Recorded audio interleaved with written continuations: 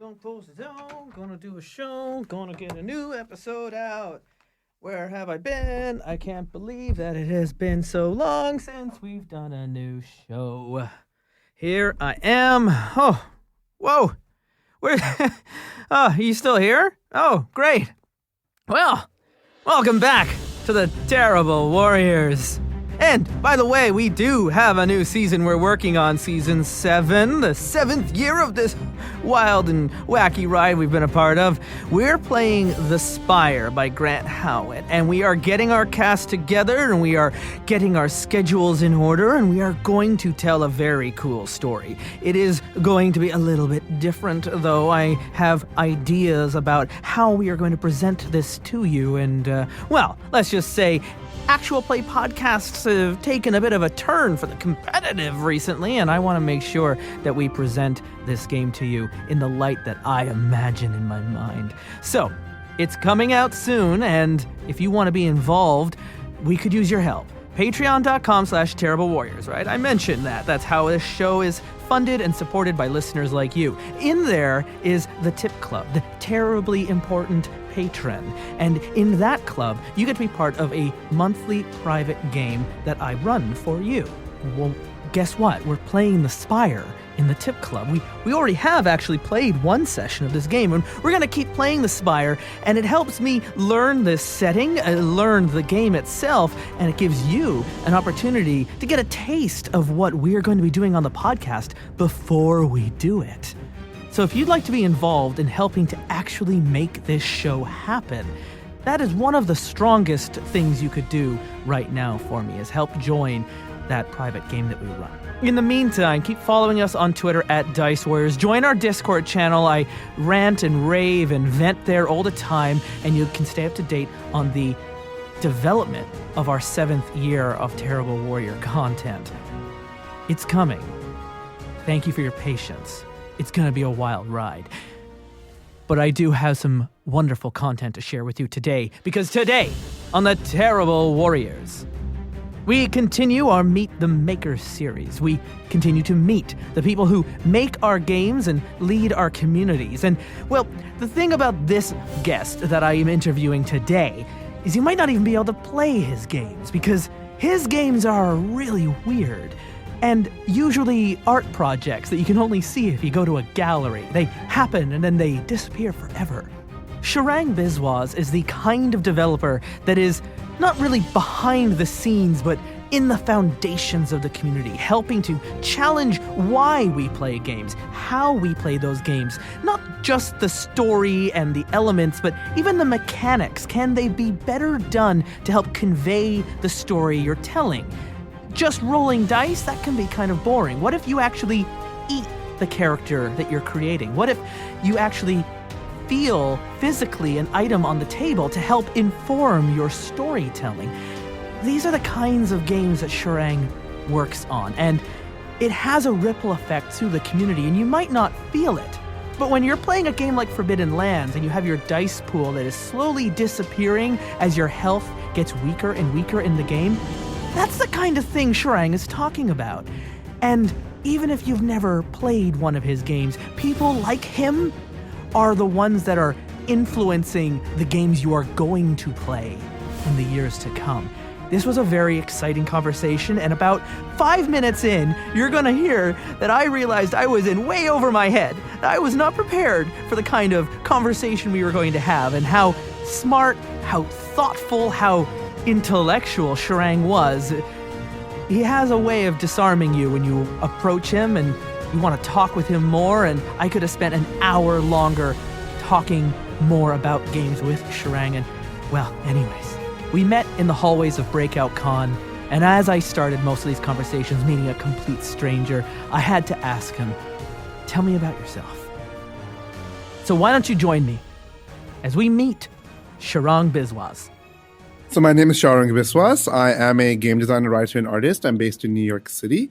And I make weird games. I don't make a lot of traditional games. I have a couple of games published. We love weird games. Yeah, I'm weird. Yeah, I do. I write a lot about games. I write a little bit for games as well, and I make. So I don't like doing just one thing. What brought you into writing games and writing about games? What is it about the hobby that pulled you in the first place? So I was into like gaming stuff from a very young age. I grew up in the United Arab Emirates, where there wasn't a lot of access to role playing game stuff. But what I did, and this wasn't because I knew about role playing game. I remember in the third grade, I would have like role playing games on the school bus with my friends. I'd be like, and then you walk in the woods, and a bear appears. What do you do? And super subjective, right? If I was in a good mood that day, I'm like, yes, you like get dispatched with a bear. If I'm in a bad mood, I'm like, you get mauled. Because I wanted that to happen. And so I started doing that, and I got into that, and then I started playing Neverwinter Nights. And I'm like, wait, this is based on a thing? There's something bigger here. Yeah. And then I learned about that, and then one of the new kids who arrived in school had smuggled a CD with the first edition of D&D on it because you couldn't buy D&D in the Middle East. I think because of the like witchcraft and stuff in there, the themes, people were like, we don't want to sell this. It's too occult. Yeah. I think that was the reasoning. I'm not sure. And I'm like, what is that? So when I went to college, I found people who actually play that kind of game. And then I got into the board game scene because I was part of a nerdy co-ed fraternity. And then I started taking classes with Mary Flanagan, who runs, the famous game lab at Dartmouth. And so that's when I started getting into games. And I took the class and I'm like, this is fun. I can also make them. I was an engineer at that time. And so after I got 2 engineering degrees, I'm like, I don't like engineering. I'm going to go to art school. And when I went to Tisch and I focused on interactive design. And I started doing more game stuff. And I was always been a decently strong writer. And I'm like, side hustle. While I'm in college, I can like write for a game, get some income. And that's what started getting me into it. And that it really took off when one of my friends from the rival co-ed fraternity of ours, Twitter messaged me being like, Sharang, I am the editor-in-chief of Zam magazine now. Would you like to write for me? We pay like 20 cents a word. And I'm like, okay. She's like, I know you write well. So I'm like, great. So that really started me. I started just doing game reviews, and then I started writing feature stuff. And then as I got more into games, I started going to conventions. I started reading like academic texts on games. And I, was further in grad school. I started writing more of that. So I have a first-person scholar article coming out in the next few months about queer community building, a case study using Just a Little Loving and Beat Generation. And they're like heavily cited semi-academic paper about emotional affect and social technology and like mechanics and blah, blah, blah, and how to make. So yeah, so that's how I got into like the writing and the game design and stuff. I always find myself out of depth when I'm talking to people here at Breakout because there's something about, especially when people start designing games, so many of them have come from an academic background that brought them into the challenge that goes with the interactive game design. And what is it about interactive games, especially tabletop, where even unlike video games, where it really, the possibilities become infinite? Yeah, so that's interesting because the possibilities are infinite in one sense in a video game, right? Like you can code anything, but once you have that code, that is the code. You don't have the freedom to do anything. As a player, when I put in Sonic the Hedgehog, all I have is Sonic the Hedgehog. Though the fact that you have a spinning, speedy hedgehog is really cool. The fact that you can represent that is really cool, and video games can do that, which is really powerful. And of course, while I like role playing games, I make role playing games and things like that. Theater of the mind, everything is really powerful. There is something to be said about representation and visuals and sound. Sure. So like video games, I love video games, right?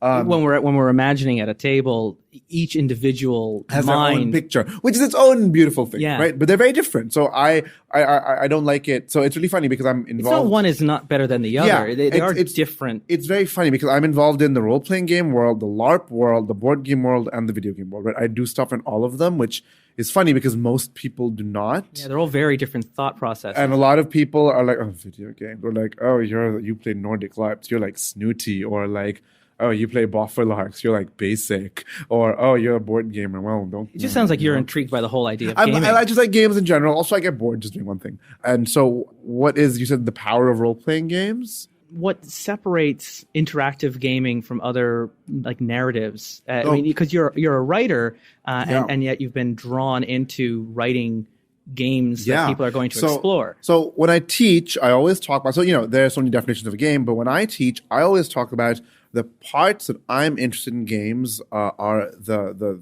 about process and procedurality, right? I was pretty influenced by Ian Bogo's early writing, and my course with Mary Flanagan, in fact, where I'm very interested in what decisions you're taking or what are you doing, the verb is important, in a game, and how that conveys meaning or metaphor or learning or something, right? So why is the fact that Android Netrunner, a game that a lot of gamers know, right? The fact that I'm physically building a fortress in front of me, like building a wall of cards to represent my defenses, is really interesting because I'm like, oh, so the process I'm doing closely mirrors what the fiction is, what I'm doing. I'm into that. Or a game... Have you heard of Starcrossed? I just played Starcrossed last week. The idea of a Jenga tower representing the tension of your relationship in Starcrossed is really palpable. As that tower begins to shake and gets more fragile. And at one point, but you also at some point want it to fall, which is actually like in Jenga, the exciting moment when it falls, it's like, right? If you played Sign by Thorny Game, which is a wonderful little 2-hour LARP that you can buy and play at home. It is a game about a historical moment where a bunch of Nicaraguan children were brought together. They were all deaf. They were brought together to learn to lip read, but they ended up not learn to lip read. They ended up creating their own sign language, right? And it happened in the 70s. And this is a game that sort of talks about that time, and the players make their own sign language while not talking at all in the game. And by the end of the game, you are communicating complex emotional truths and thoughts in sign language. So the procedure really works and makes you feel like, oh my God, I've just made a language. And the game is about, so the game is very careful, very wise. They talk about, this is not a game about what it's like to be deaf. It's a game about language. It's a game about what it's like to not be able to communicate and the frustration of that. And so at the start of the game, you don't have any signs yet, and you're like pantomiming. You have a truth to communicate. I am scared that my little brother is not going to get anywhere in life. And pretty hard. It's a complicated language. Yeah, pretty hard to pantomime. Yeah. So at the start, you feel frustration, like I want to convey this truth, and you can't. But at the end of the game, you have signs, and it's beautiful, and it really recreates that feeling of frustration about language, and then, oh, I'm communicating, and how lovely it is. It's lovely, and so procedure and how procedures either actually convey emotion, or when procedures as artistic objects stand as metaphors for other things, is what really makes me interested and excited about games. There was I share the story sometimes when I was playing Journey. I love that game company. The second time I went through Journey, because you meet up with other players. Yeah, like real time, right? In real time. And in this particular run, I met someone in the first level who stayed with me until the very end and joined me through and showed me around and led me around to find all the achievements and all the hidden items, and in this altruistic way, because you don't get anything for doing that other than the satisfaction of doing it. And then even at the very end, they drew a heart in the sand and then just walked off into the sunset, disappeared. Oh, that's so lovely. But as we were playing, because there's no way to there's no chat, there's no voice, there's no text. All you have is a pulse that you can send out that will send a symbol above your head. And they started using pulses to identify when there was a secret to find, and they created their own language sort of. And then I started just going, thank you, and I started just pressing twice, ding ding, and then they started going ding ding ding, which sounded like you're welcome. And I don't know if that's what they were doing or not, but that's how I was reading it. And so we started doing different patterns as we went through it. It takes about 6 hours. Yeah. And by the end of the 6 hours, we had a series of different beeps for warnings and gratitude and I'm lost, where are you, and all this. And it really stuck with me. And then the game was over, and this person just went off, and that was it. I'm really excited that Journey is coming to the computer, to the PC, because I've played Flower. I think I played Flow, but I loved Flower, and Journey has always been really interested. I've always been really interested in Flower. Have you played Flower? I have played. I played all three of the games. Right. I played it in class the first time, and I'm like, what is this Zen amazing game with gorgeous music? Yeah, but then it gets dark as it goes through. But it's still like gorgeous. Yeah. And I got to see Journey played live one year with a symphony. And it was a project that had been worked in years because the music is dynamic to the game. Yeah. So they ran the sheet music on iPads so that as moments were triggered, the maestro could activate different indications to the different players because they all have to start at different places depending on the order that things went. And they did a lottery the day before, so every end of each chapter, a different player would sit down at the chair and play through it. And everyone was just in the audience just sitting and listening. And it was just the most beautiful performance I've ever seen. That's really awesome. And when people talk about games as artistic constructs, so when I talk about games as artistic constructs, I actually focus on the procedurality of the game and how the game conveys meaning through method. But those things, which I focus a bit less on, are super interesting about the artsiness of the game, like the music, the thought that goes into it, the visuals. Some games are just gorgeous to behold. I always teach with this game. It's called Auditorium by Cypher Prime Studios. It's free online, so you can Google it. It is a minimalist game about music. It's a little puzzly game, but it's super zen almost. And I always talk about how simple visuals that are really lovely and simple music can be very emotional or very can be very engaging. Yeah. Tell me about specifically the games you have made and written. We haven't even gotten to it. I think we buried the lead there. We started going off on everything else. Sure. You warned me at the very beginning. These are weird games. These are storytelling games. Let me know about what games have you done that we could play. So a lot of games I've made are performances in art galleries or art shows or theaters. So sorry about those. You can't play them unless you find me. So on my itch, for example, I have Feast, which is one of my games that got a lot of press. So Feast, I first started. So there's a professor at the University of Toledo, Jason Cox, a friend of mine. He was on Facebook, he's 200-word RPG contest. Everyone should make a game. I'm sure. I was writing an article. I was getting a bit exhausted. So I'm I'm going to pause for 3 hours. I'm going to tell myself I'm going to make a game in 3 hours. This was a couple years ago, so not that long ago. And then I'm going to just go back to my article. So I made a game. I was okay, well, I'm always about procedure. So let me think of verbs. And it's a common game design trick. Think of verbs that you want to be in your game. And I'm well, what verbs do I like? I like eating and I like sleeping around. I'm going to pick eating. Picked eating. And I'm going to make a game about eating.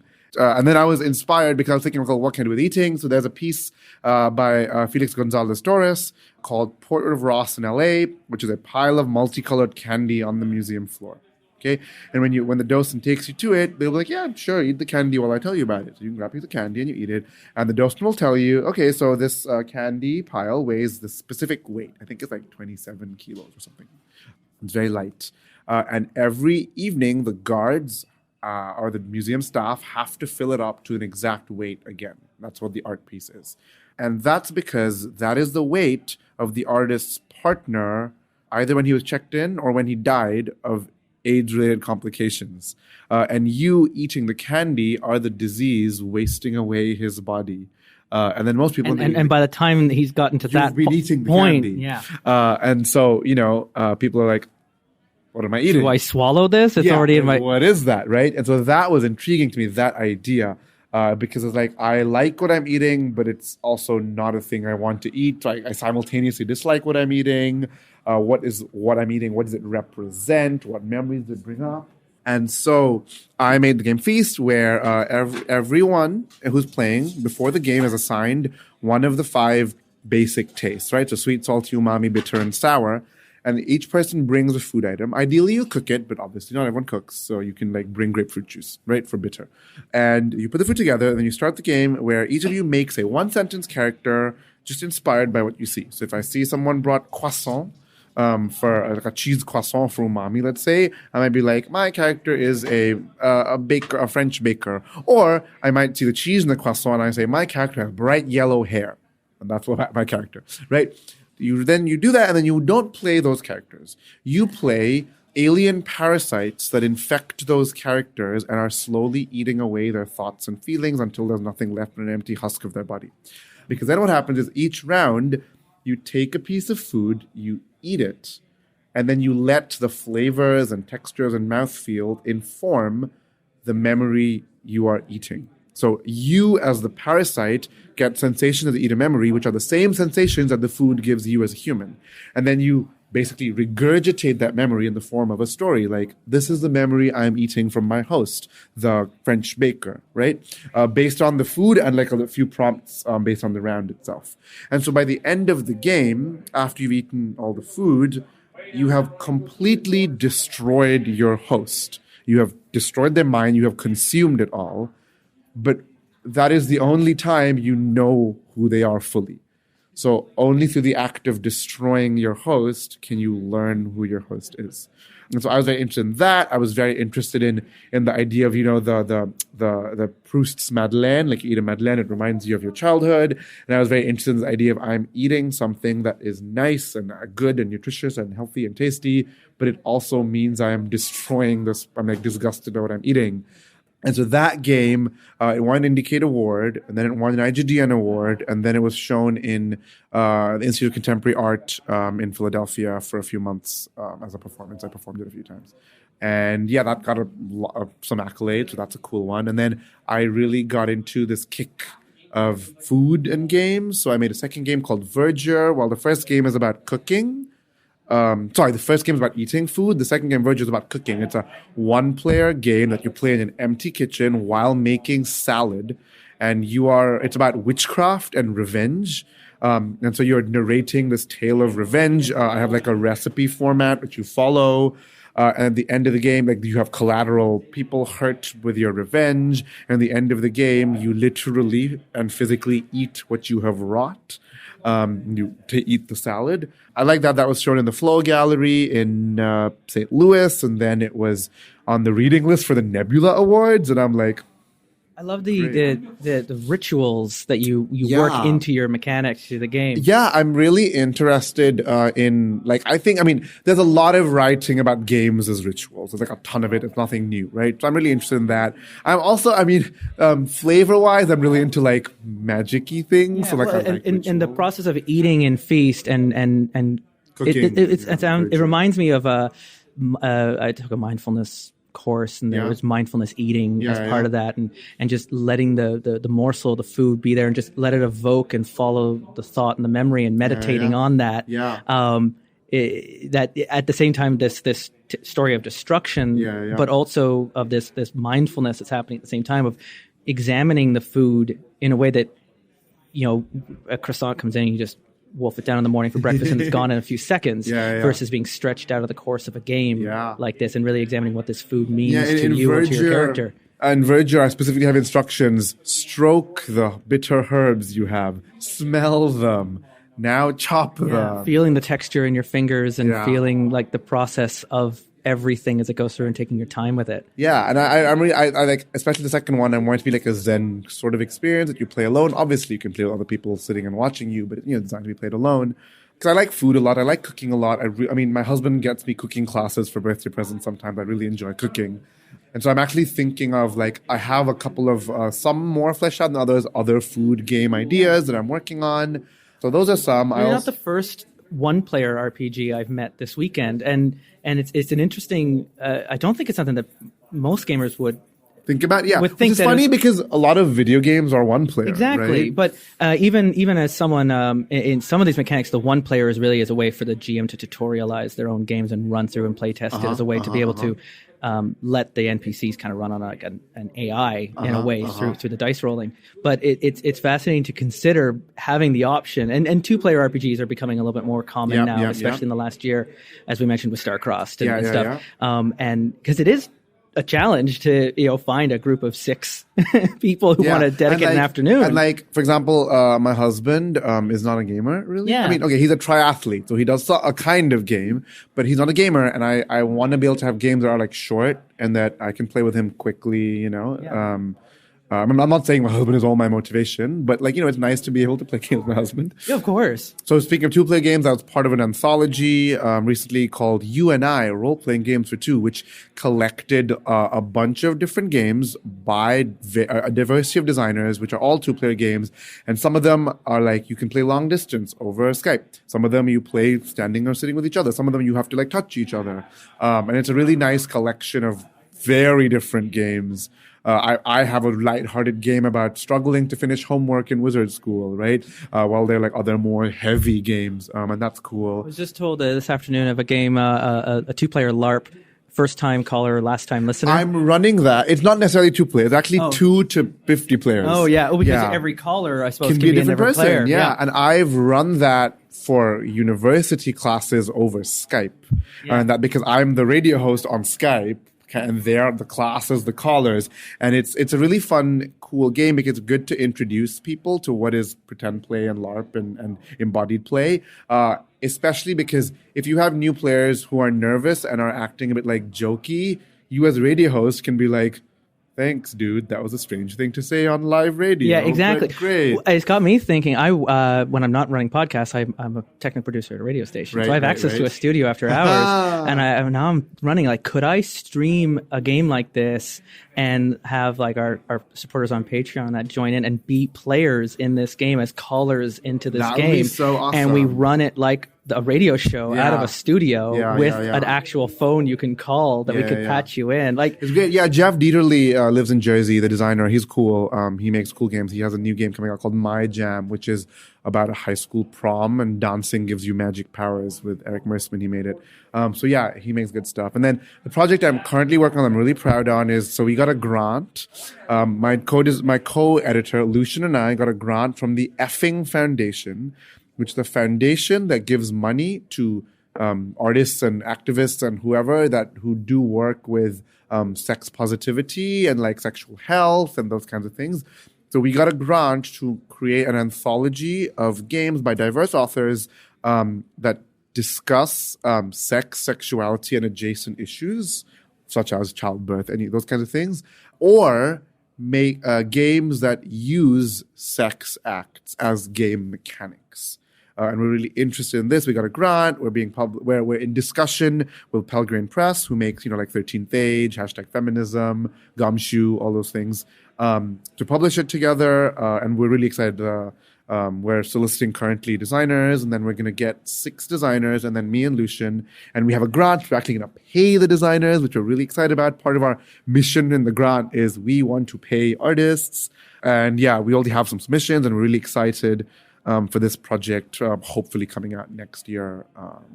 You remind me, I have a friend of mine who is a magician who studies magic academically. Nice. He doesn't perform. Okay. He doesn't do shows. He works as a consultant sometimes for, I think right now with Cirque du Soleil and that, and is very much just immersed in the theories of magic and the studies of magic. And you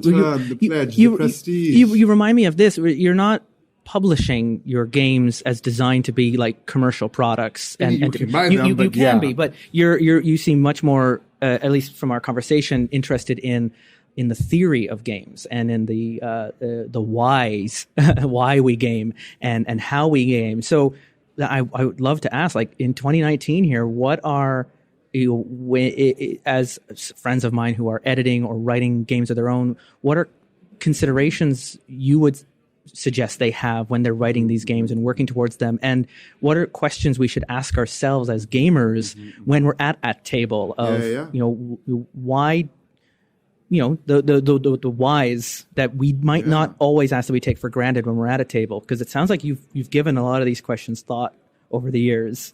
First thing, basic thing I'm going to say is consider involving diverse creators in your games. That's cool. They will give you new perspectives that you have never thought about. And that's a big deal, I think, and also uplifting voices. So consider adding diverse people to your team. Something I always make when I talk to my students and things, I'm always like, are the systems or are the processes you are making the player do conducive to the story you're telling, right? I was online on Facebook in one of the LARP discussion design groups, and someone was talking about, so I have this game, we're doing this LARP, and I have all these skills for sneaking and blah, blah. And I'm like, well, if you're making a LARP, presumably the people are going to be sneaking. Do you really want a skill sneaking if the LARP can be, you can sneak and you can do that in an embodied way, for example? Or he's like, I want to make it a social LARP and a combat LARP and a politics LARP. And I'm like, so if you want it to be about something, it doesn't help to just be like, oh, story or lore. You want to add mechanics, things they do that reflect that. And if you want it to be social and politics and this and that, then you're going to add tons of mechanics. So why don't you focus on one thing instead? So I tell starting designers, try and find one thing you want the game to talk about, discuss, or do, and like hone in on that. That strategy you used for Feast of finding a verb. Yeah, it was literally, I'm like, oh, what verb should I use? I'm going to use eating because I'm hungry and it's lunchtime.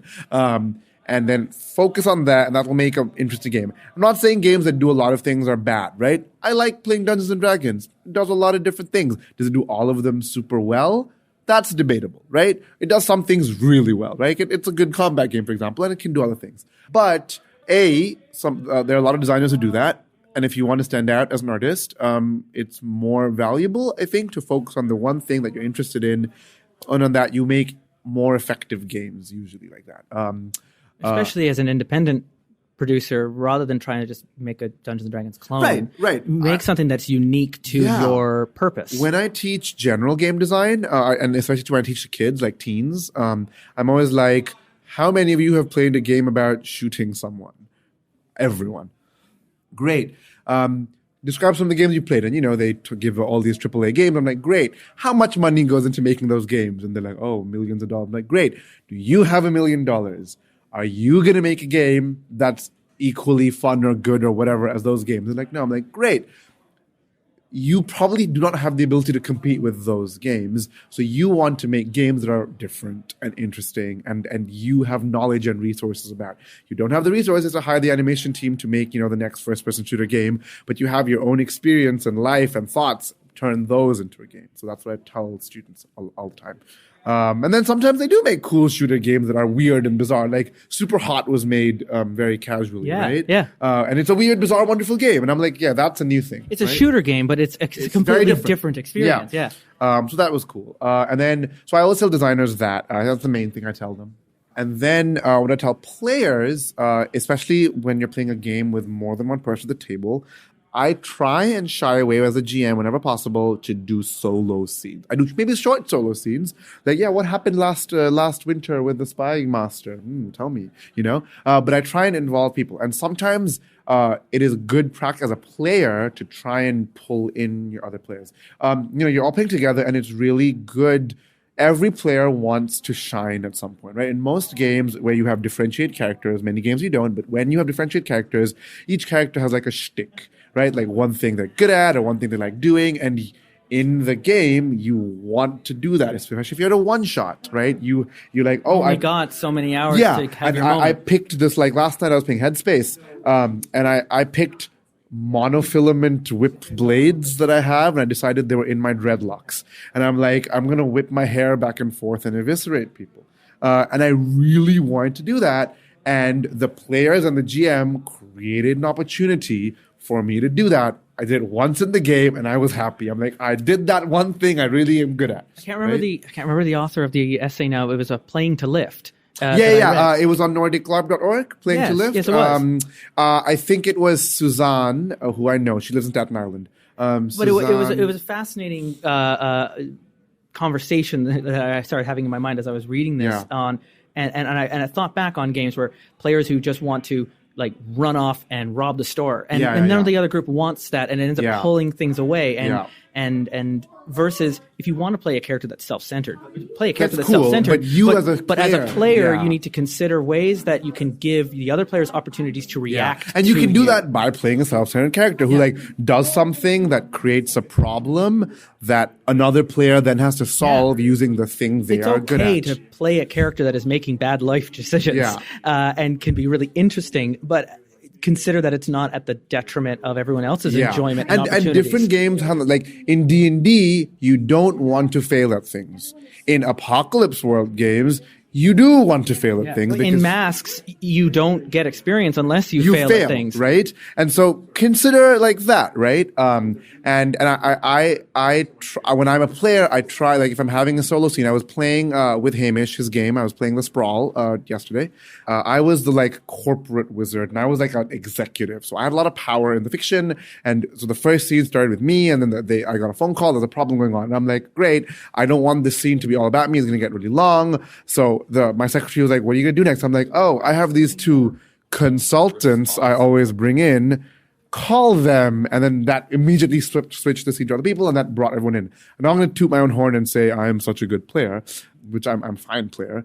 But, this idea of involving the others is a good thing for players to do. If you've never considered it before as a player, it just might be a point of ignorance that you have, where you just you're not aware that what you're doing. We had an example in our 7th Sea game. We had a player who just wanted to be bad at everything. Right? It was Geralt of Rivia, but only the bath scenes. and so it's just this Bishi Geralt character who's just beautiful and terrible at everything. And I don't know if you know much about the 7th Sea world. A little bit. I played a LARP of it. Instead of being raised as like a monster hunter in their version of Germany, Eisen, he was adopted and raised in Vodacce, which is like the Medici family and Florence and stuff. And it's just he was painted and the Mona Lisa kind of character through their time, but still looks like he's this monster hunter. So everyone just assumes you're the folk hero of legend, and he's not. So while the rest of the players were doing our investigation, we were rolling and finding out the histories of the family and what was going on, and securing a boat to get out at nighttime when we rescue this person and get them out of town. This character Dirk just went to the bathhouse, spent all of the dice having a bath. I love it, but did it in a way then that became an honored guest at the party we were trying to get into. And so while it was still done in a way that gave us opportunity to react to this character's like, what are you doing? And then showing up and ultimately defeating the big bad at the end in a wild circular story that still at no point did I feel like the 3 of the other players at the table it was at our expense. Right. And it's just, it's once you think about it, you never don't. Right? Yeah. And it just takes that moment first. And so, that's what I recommend. And of course, good game design includes mechanical things that encourage that, right?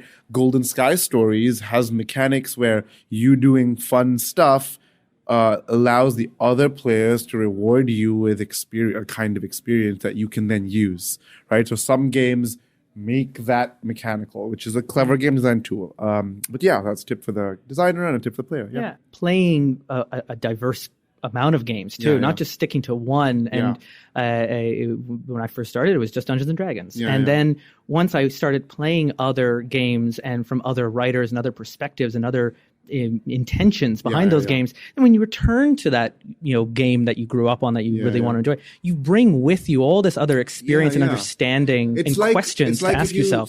It's like when you consume any kind of art, right? Like if you see a variety of art, when you look at other art, you can think about connections and links between them, which of course doesn't mean that you're not allowed to spend most of your time doing the thing you like, right? Like I really like chocolate ice cream. I try other kinds of ice cream, but I will always just go back to chocolate ice cream because I enjoy it. Right? And when you try those other flavors and you come back to chocolate, you're able to identify what it is that you like. And so I know there are people who are like, oh, why would you play D&D? And I'm like, dude. And this is an ongoing conversation that we have on the show. D&D is not a bad game. It's not a bad game at all. I find playing other games brings you back to D&D with an appreciation of what worked in these other games and questions to ask yourself when you're playing D&D that make the parts of that game that you enjoyed even better. Because you challenge. D&D suffers, I think, because it's trying to do so many things and it's such a widespread mainstream game. It doesn't convey those kinds of questions that you might get when you're playing Apocalypse World and asking you, well, why are you with this team? And who do you hate? Who do you love? It can, but I feel like it comes less from the game and more from the players. Over their time. It's not the default state. The default state is more like a video game or a war game. Monsters, and playing on a grid. And so I try to encourage, like, don't quit D&D. I don't care if you, but give these other games a try. Do these one shots. Back in high school, my friend is like, we played a game of Paranoia, and then we went back to D&D. But after that, like anti RPG that is, we came back to this game with another appreciation. Every time I play a new game and I return back, it's like a litmus test of what did I learn this time. So I always tell people, you know what, play what you like. It's good to try new things, but don't let anyone tell you you're playing a bad game, because like you play what you want to play, right? It's like telling someone they're listening to bad music, or whatever. Like they can listen to whatever they want. You want to watch superhero movies, that's fine, but it doesn't hurt to ask yourself why. And just try new things, But play what you want. So, Sharang, where can we find you if we wanted to follow up? Because if the person listening to this is anything like me, I want to read the things you've written and follow up on your other performances. So I tend to post things I do on my Twitter, which is at Sharang Biswas, which is my name. Yeah, find that in the show notes. There. Look down, look below. Just click episode details. It's right there. And then my Twitter links to my website, which is sharangbiswas.mypersuader.com. And my HIO, if you want to buy some of the few things that you can buy, like I said, a lot of my things are performances, is Astrolingus. That was my fraternity name in college. And you're stuck with it forever now. Yeah. And that is linked from my website as well, if you can't remember all these things. Well, you can, because you can listen to it again. And then I have some things on Drive-Thru, so search for Sharang Biswas author, and you'll find the two-player RPG anthology is there. The sex games thing will be there ultimately when it's out. And I tend to post when I do new things on my Twitter. I'm like, I wrote this thing, and most of them are linked on my website as well. Sharang Biswas, thank you so much for the time that you spent. Enjoy the rest of your day. Thank you very much. Thank you. You too. You can follow Sharang Biswas on Twitter at Sharang Biswas. The link is in the show notes, as well as links to the games that he's made that you can play. There were a few of them. Of course, Sharang is working with Lucian. We talked to him earlier on a wonderful anthology of erotic and sex-based games. So if that's the kind of thing you would like to learn more about, be sure to click through to that profile page that is in our show notes. The Terrible Warriors tries to have new episodes out every week, but right now we are developing our next game. We are deep down in the preparation stages of The Spire. A wonderful and wicked world of revolution and oppression and freedom and challenge, and it's going to be a fun game, and I don't want to put it out until I am absolutely ready to. Follow us on Twitter at Dice Warriors for updates on our next campaign. In the meantime, expect more of these interviews and maybe a surprise one-shot or two. I hope to have The Spire out very soon. And if you want to help us in our development, consider supporting us at patreon.com/Terrible Warriors. There are perks involved. There's access to private games. And yes, I will start sending those postcards out in the mail. They're printed. I just need to spend the time to write all your names down and put them in the post box. Special thanks to Breakout Con for giving me access to all of their amazing guests. The next Breakout Con for 2020 is happening. They've already announced another slew of guests. So follow through on that, and hey, maybe I'll see you and we'll play some games if you come up to Toronto. For now, thank you for supporting the Terrible Warriors. Thank you for playing games that open up the door to new players, for making your tables welcoming and accessible and wonderful and challenging, and well, thank you for being Terrible Warriors.